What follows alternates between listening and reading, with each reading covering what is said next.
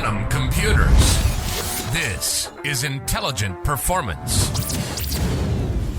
Welcome to Intelligent Performance. An absolute pleasure to have you back with us here on the show. And today we welcome Felix Louis, a serial entrepreneur out in beautiful British Columbia, based out of Vancouver, and here to talk about all things entrepreneurism, but also purpose. You know, what is the power and how do you focus on what's important and not get distracted by the commercial, kind of the numbers, the excitement of business, but making sure that you're not actually kind of railroading some of the things which are really, really important to you. So, Felix, first of all, I want to say a huge welcome. Thank you for taking the time out to speak to us. How are you going today?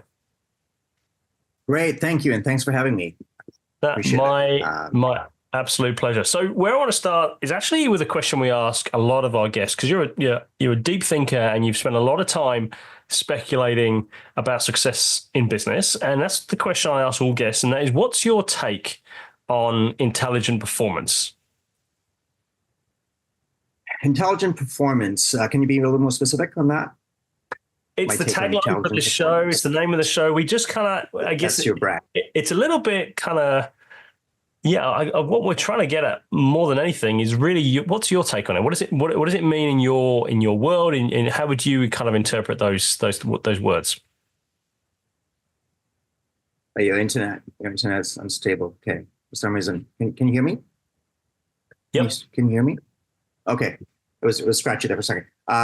Okay, so can you repeat that question? You kind of faded out there for a second.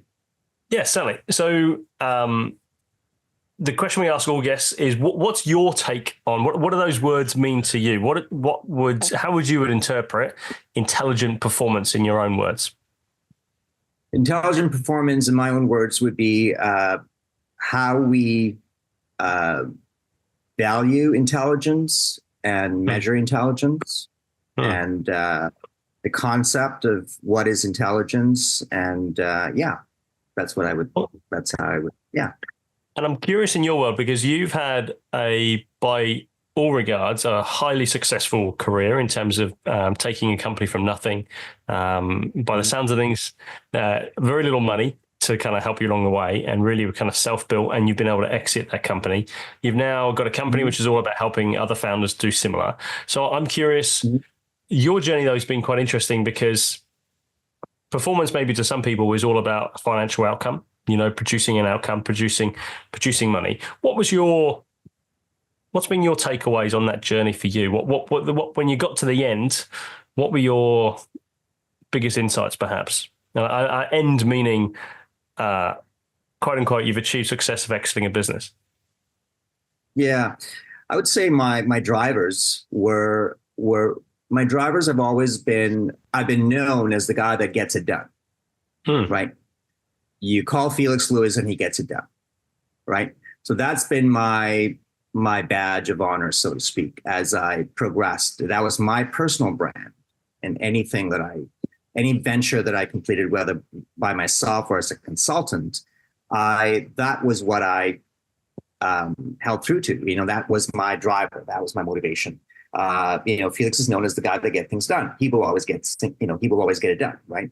So, my clients who were, very successful people, when I heard that almost just drove me even more. And sometimes I didn't have all the answers, but I had to find and dig deep and make sure I got it done, right? Because that's always my driver. So that's probably the primary, I would say, as far as my motivation to give value and to go above and beyond. And really, the money was great, and money is always great. I like money, but I think it was more just taking the next level and bringing people together, bringing the right people together, and connecting with the right people, and motivating them, and getting them to see the big picture, getting them to see the end result, right? And I've also always never been someone that I needed to be the guy on the stage getting the award. It was I don't care about that. I still don't care about that, right? So it was more, I just wanted the achievement of getting it done. Right. And so that was my driver. Yeah.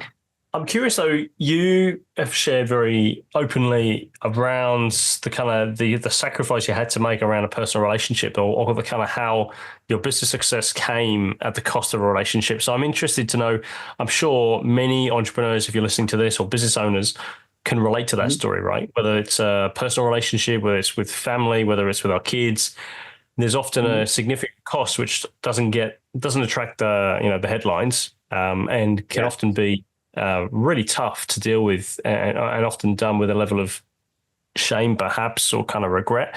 What's your take on that? Yes. That piece about whether that trade-off? Yeah. So thanks for asking that question, because it's a question that never really gets brought up in business, so to speak, because what happens at home is half of your business. It's half of your life and how you really function, right, in your business. And the person that your partner, your personal partner in your life is really, I can either make you or break you, so to speak, in many ways. So I think, one of the drivers that when prior to my breakup, I was just so consumed with business, with trying to be the best I can be, right? I think sometimes full disclosure, I think you forget that you've got a partner that also needs nurturing, the same type of nurturing that you're giving the business, right? Yeah. And I think going back to just doing some mapping myself as I went through this process, I look at entrepreneurship and success as you've got your confidence and your power, right? When you're driving your business, right? That's just way up there, right? A lot of times what we don't realize is that you've got the shadow, which is your self-worth and your self-value, that never even gets looked at because everyone's giving you praise for your self-confidence and your successes, right? So the self-value and self-worth, if you've for whatever reason in any point in your life, if you've never looked at it, you've never had to nurture it, it gets left behind. And those components of your life are very powerful because they actually directly impact your relationships, right? And your personal relationship with your family or your kids, and so yeah. So self-value, self-worth, boundaries, and that's So self-worth. Those are your shadows when you are in business, and if for whatever reason you never look at it, and a lot of times entrepreneurs, that is their bigger shadow, right? Because we've been so successful and confident that success and confidence and power overpower this part of your life that you just never get to witness it. And until something happens and it breaks, then you go. No, it's interesting. I think where I was going to take that is that, or you start to see that, or like in a sale, I always think a business sale is an interesting point, right? Because it's where the business leaves you. And whereas often I've built businesses previously where I was the business, the business gave me an identity about who I was, who I am. It made me feel successful. It kind of demonstrated my values and kind of my beliefs in the world. And to have that go was a bit like, and in this case, it was like it fell apart. It was one of my first businesses. It was awful. But, in your context, it's different. Maybe there's a tinge of success, or maybe a huge, overwhelming experience of success, but you're also saying goodbye to that perhaps part of you, right? Yes, absolutely. And so I sold my business in January, and my relationship ended in June. Right. So, wow. So there was also a sense of, okay, now I'm going to party. Now I'm going to just enjoy. And there was a sense of grief as opposed to, let's celebrate. Right. So it was mix of emotions, and but it really, I'm very thankful today, that I'm able to sit here and share this with you, because I know a lot of other people out there, go through every day, right? And so what it's done, or what it did, was it forced me to look at the parts of me that I've not cared to look at, right? Which was my self-worth and self-value. You know, what drives me? You know, what makes me happy? You know, and how is that in relation to someone I want to be with? And I mean, you know, I don't think I was the best entrepreneur back before I discovered this. Because today I look at this stuff and I go, wow, I'm just that much better. Right? So I'm curious on that bit then. In what way? And how do you feel like it's leveled you up in some way? Oh, it's completely changed the game. It's made being able to discern, being able to know, and having better boundaries around work and relationships, and leading with my value and my worth as opposed to my success and power, right? Because we are what we lead with, and we teach people who we are by how we lead. Right. And how we lead directly impacts the journey that we take and where we end up. Right. So if we, I mean, success and confidence and power, which is amazing to have, which is developed, is you add the component of self-worth, self-value, and boundaries and esteem and all as part of that journey, you're going to get a completely different flavor, and maybe a different direction, a better direction. Yeah. A better interesting. direction. So what's interesting about your journey, you went from security in high-end retail, right? So things like, from what I understand, high-end hotels and things like that. And now you set up a construction firm, and you said, just before we jumped on, around the importance of kind of reconnecting almost with your father, from a father figure which you lost very sadly very early on in your life. Yeah. So tell us about the transition, that piece, because that doesn't necessarily sound, it sounds like that the business is, there's a profit component, but there's certainly it sounds like it's very personal. Yeah. So I lost my, so I was raised, I mean, you know, so very, very quickly, I was raised by my aunt and my uncle so I lived in Malaysia a long time ago. And then when I moved out here, moved out to Vancouver, I was 17, moved with my, biological parents, and my dad died when I was 17. So I had one of the, I would give credit to myself. One of the, things that I, even at that age, I think saved my life or, made me who I am today was connecting with mentors. So mentorship is a huge thing for me. I still keep in touch with the mentors that I've had 20, 30 years ago. And one of them, he's 89 now. And yeah, he's someone that he's my dad, So that's something that I've cultivated and I highly, for kids like myself, back then, it's having that person, just someone that you can connect with and finding that. And for me, I just found different mentors, like one for spiritual growth, one for business. I was like, I'll look at people and go, hey, you're someone I want to be like when I grow up. I'll just go up to them and say, hey, can I just come and hang out with you? I'll do whatever you want me to do. Right. And most times they yes. And so that's how I connect with these people. And I never really asked. I would ask questions, but I never really asked for ththings. But yeah, so that was something I did. And, but going back to your question, so when I lost my dad, I never understood, and me and my dad, even when he was alive, we were so different and I never really understood him. Right. And so when I sold my business 5 years ago, there was just this, and going through and really finding and developing my self-worth and self-value, I was digging deep, and I was like, you know what, I think there's a piece here that I need to look at. And it just brought me to meeting guys who were in the trades, right? and connecting with them and understanding them. And I remember this one time where I was talking to this guy, and he was saying, I don't know how to send a picture by text, right? But he could build buildings, right?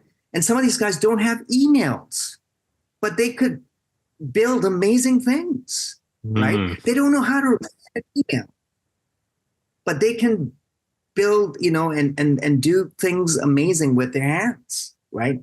So I just looked at that and go, that could be like my dad, because he's very introverted, very, just very, and so I actually, I read the book, which is not a business book, but Love Languages, right? Yeah. And I think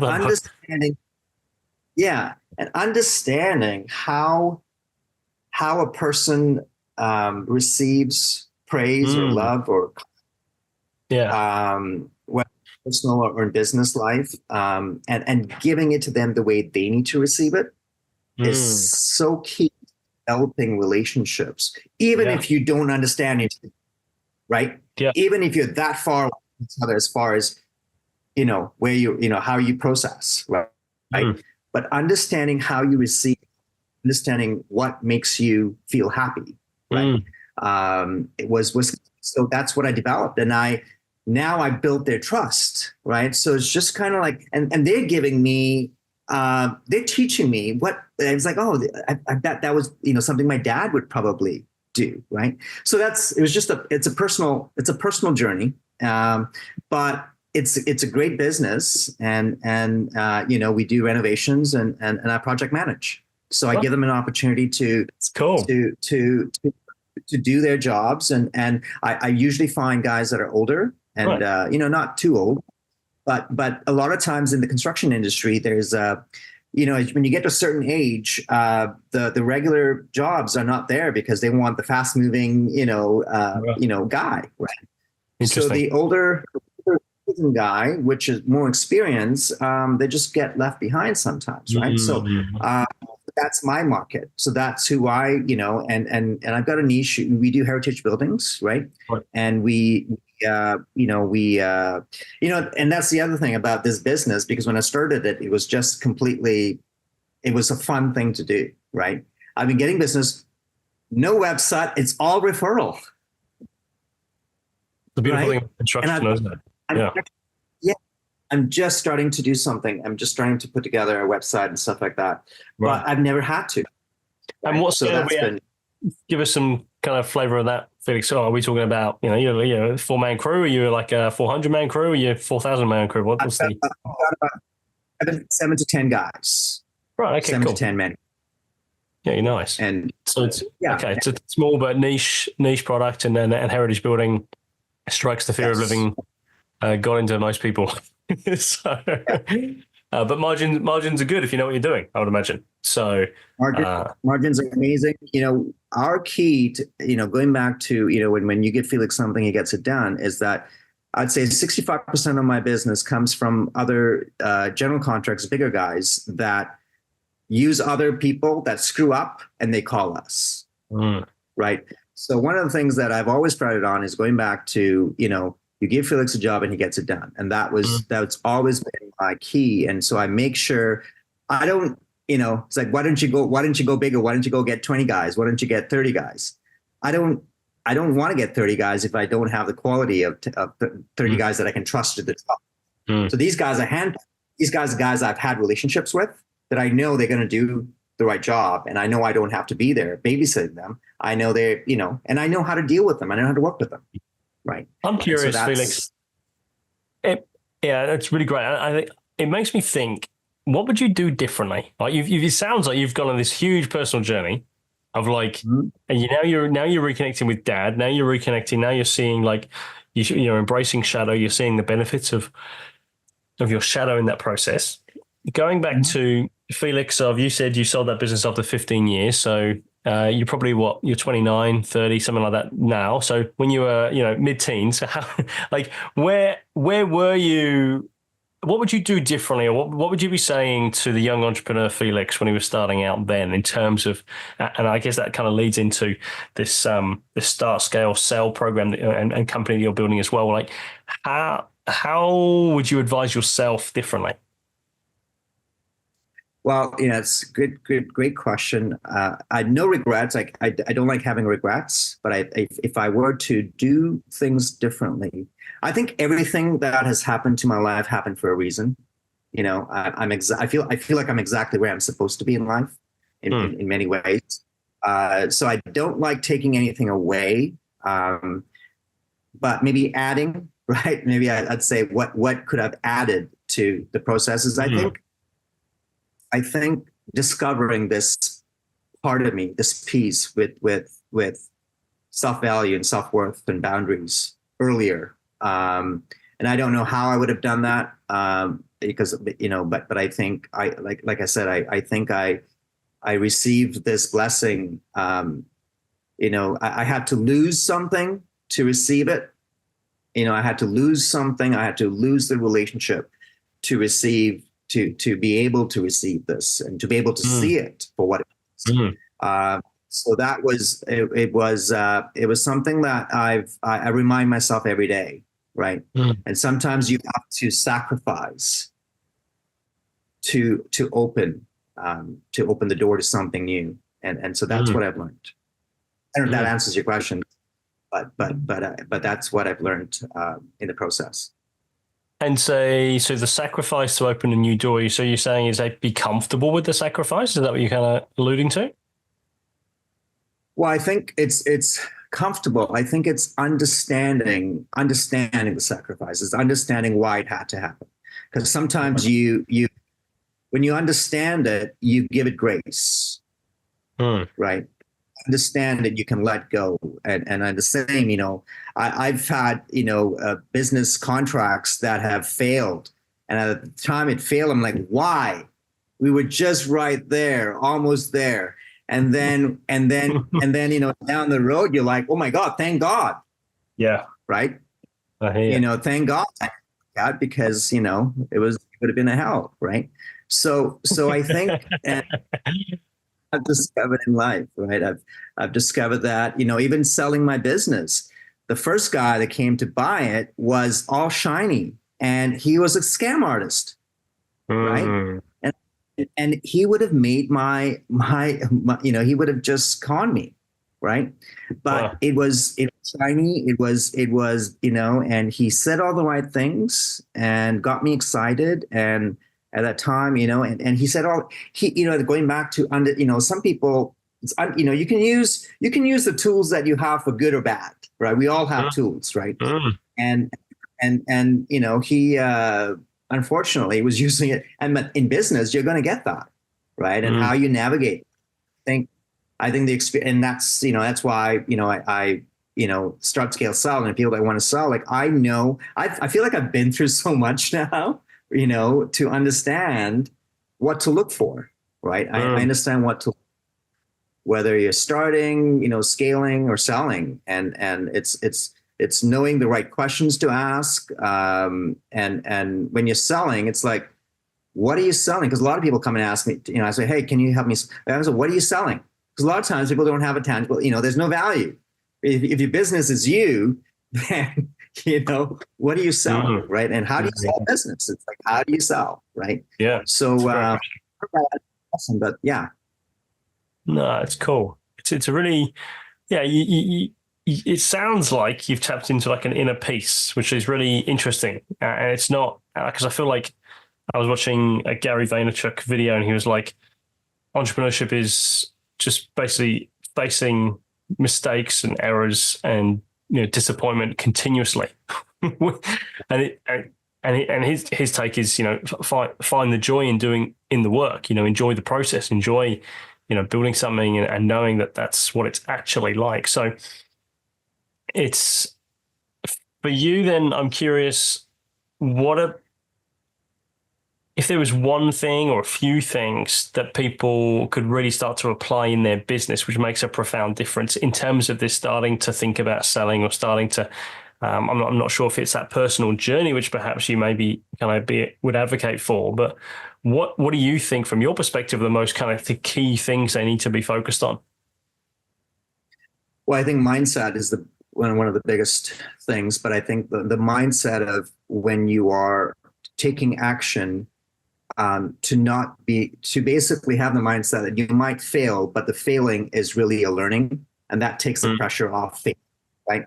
So if you go into the action taking as I'm going to take this action and I'm going to learn, as opposed to I'm going, what if I fail? Because all these, the imposter, right? It's like, but if you go in but I think it's also training yourself, right? Like we teach others how to treat us. We have to teach ourselves how to manage our own really nervous system, right? So meeting ourselves where we're at is probably a huge thing that I had to discover for myself, right? Like meeting me where I was at any given point, like, and sometimes I would take on these big, huge things, and I was a small guy at that time, right?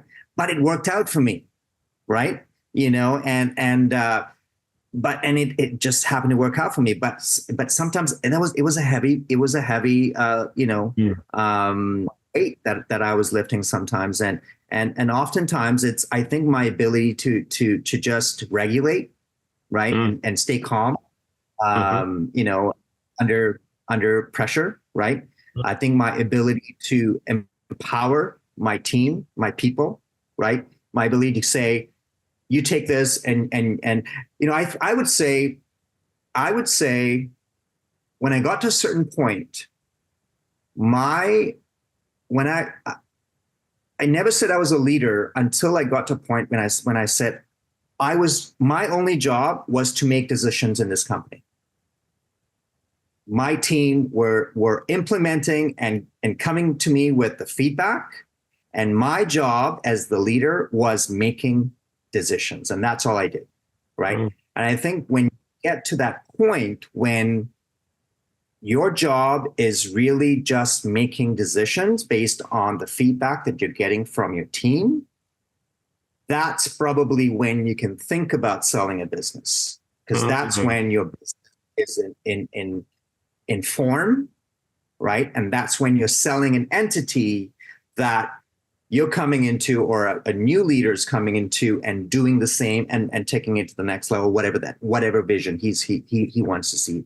So that's where I see, I think it's like when you get, so the most important job for me as a leader was to make decisions in my business. When I got up in the morning, and if I knew I was doing anything else, I'm like, okay, something's wrong here, whose job is this? And if it wasn't my job, I would look at, how do I get someone to do this job, because it needs to be done, right? And so that was my job as a leader.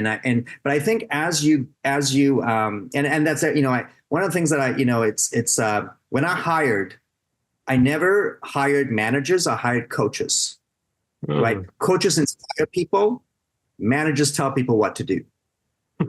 Right? Coaches inspire people, managers tell people what to do. And I found that when I say, this is your new coach, right? So he it's just a mindset, where absolutely. we're with you as opposed to trying to tell you what to do, right? And sure. Yeah, and I think, the servant leader model, but for the most part, I think it's understanding that you're building together, right? As opposed to, and I think the workforce today is way smarter than they were 50 years ago, right? Yeah. People are just smarter, right? People just know more, and people are smarter. And yeah, I think there's more options. I think more visible options. I think you don't have to spend too long on YouTube or something like that. You start to see a variety of different things, especially if you get curious, right? And you start, and it doesn't necessarily mean it's tangible, as in like you can directly move, but you can start to discover things, and you're like, oh, I've got a peculiar interest in this area, and you can go down these rabbit holes from the comfort of your home rather than mainstream media, which was previously so limiting. So, Felix, forgive me, it's been a terrific conversation and one which has been really insightful. Curious, how can people reach out to you if it's if they've if something's in this conversation struck a chord? What's the best way to reach you? The best way is on LinkedIn, Felix Louis, and I'm also on social media on Instagram. Sapio.one or Felix, you can look me up as Felix Louis. I'm developing a website. I've just been busy with my personal project, but I think LinkedIn and Instagram will be the best way to connect with me. And if you have any questions, feel free to ask me and connect with me. And I'm happy to work with and talk to anyone if you just want to have a chat and connect. Really, I'm looking to just explore with people that have a positive, healthy mindset, that want to connect with self-value and self-worth and want to know and learn more about it. And I want to, I'm in that journey as well. So, I love your humility, Felix. I think for someone with your track record and, as you said, ability to get it done, it's you're still very much a humble servant of life and on a continuous learning journey by the sounds of things. So, Felix, huge respect for you. Thank you so much for taking the time out to chat to us. Thank you so much. My pleasure.